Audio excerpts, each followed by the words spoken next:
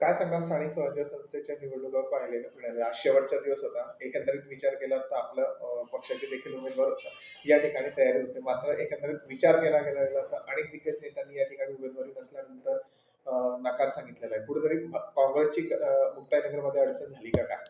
हो, खरं आहे. मुक्ताईनगर नगरपंचायतच्या निवडणुकीच्या संदर्भामध्ये जो विषय चालू होता, इथे महाविकास आघाडीच्या माध्यमातून आम्ही सुरुवातीलाच खडसे साहेबांसोबत आम्ही जेव्हा मीटिंग झाली सुरुवातीला, जसे जाहीर झाले तेव्हा खडसे साहेबांनी सांगितलं की "का रे बाबा काय करायचं?" तर आम्ही सांगितलं "आपण आघाडीतून लढू, आमची तयारी आहे." मग ते बोलले की "तुम्ही नगराध्यक्षाचं नाव जाहीर केलं आहे, पक्षांतर्गत बाब आहे आमची, आम्ही आमचा हक्क सांगणं गरजेचं आहे म्हणून आम्ही जाहीर केलं आहे, परंतु तुम्ही योग्य उमेदवार दिला व नगराध्यक्षासाठी तर आम्ही त्याला पाठिंबाही देऊ."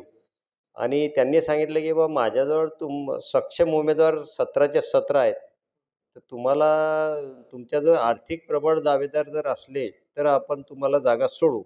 कारण त्यांना एवढा खर्च येईल, तेवढा खर्च येईल त्यांनी म्हणजे लाखोमध्ये सांगितल्यामुळे आमचे जे उमेदवार होते थोडे त्यांचं खच्चीकरण झालं. परंतु तरीही आमची रणनीती चालू होती. परवासुद्धा त्यांनी आम्हाला बोलवलं, "अरे बाबा काय करताय? आघाडी करायची का?" म्हटलं, "हो, परंतु आम्हाला 3 ते 4 जागा नगरसेवकच्या द्या तुम्ही. त्यामध्ये मागासवर्गीय आणि मुस्लिम आमचे कार्यकर्ते तयार आहेत, त्यांना आम्ही जागा घ्यायला तयार आहोत." त्यांनी हो सांगितलं की "बघू आपण शेवटच्या दिवशी." परंतु काल रात्री अचानक त्यांनी त्यांचा एकतर्फी निर्णय जाहीर केला की राष्ट्रवादी काँग्रेसला उमेदवार नसल्याने आम्ही हे नगरपंचायत निवडणूक लढत नाही. तेव्हा मला आश्चर्यात धक्का बसला की असं कसं? म्हणजे आम्हाला तुम्ही गाफील ठेवलं आणि तुम्ही तुमचा एकतर्फी निर्णय जाहीर केला. ते चुकीचं झालं. म्हणून आज आम्ही रात्रीमधून आमचे कार्यकर्ते तयार केले आणि आज उभाटाची आम्ही एक चर्चा केली. उभाटाला आम्ही कारण आमचा नगराध्यक्षपदाचे उमेदवार त्यांना नगराध्यक्षपद जाहीर न झाल्यामुळे ते बाहेरगावी निघून गेले होते. त्यांना येण्यास उशीर झाल्यामुळे आम्ही काय केलं की उभाटाचे उमेदवार अजय जैन जे आहेत त्यांची मिसेस भाग्यश्री अजय जैन उभाटाचे उमेदवार आम्ही नगराध्यक्षासाठी जाहीर केला.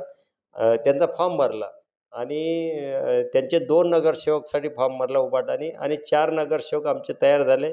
आम्ही 4ही नगरसेवकाचे फॉर्म अखिल भारतीय काँग्रेस कमिटीच्या माध्यमातून ए-बी फॉर्म देऊन त्यांनी भरले.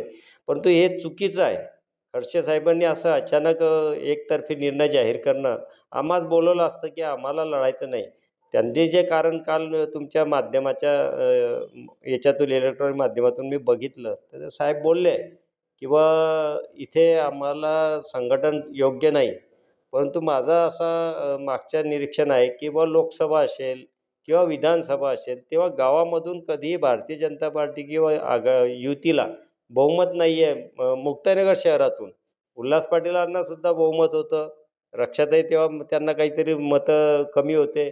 मागच्या वेळेससुद्धा काही जास्त फरक नव्हता आणि असं असताना साहेबांनी असं सांगणं एक आश्चर्याचा धक्का आहे. म्हणजे इथे आमचंही एक तारांबळ उडाली आणि भविष्यामध्ये असं आघाडीच्या माध्यमातून मागच्या वेळेस काय झालं की विधानसभेच्या निवडणुका लागल्या तेव्हाही राष्ट्रवादीच्या एका गटाने एका उमेदवाराला जाहीर पाठिंबा देऊ दिला काँग्रेसला गृहीत धरून. तेव्हा आम्ही विरोध केला. परंतु वरतून आदेश आल्याने आम्हाला त्या उमेदवाराच्या पाठीशी उभं राहावं लागलं. एक राष्ट्रवादी मोठा भाऊ आम्ही इथे समजत असताना राष्ट्रवादी एकतर्फी निर्णय घेत असते आणि असं अचानक निवडणुकीच्या संग्रामामधून बाहेर पडणं हे आज वेगळी दिशा दिसते की यांच्यामध्ये काहीतरी वेगळं दडलेलं आहे.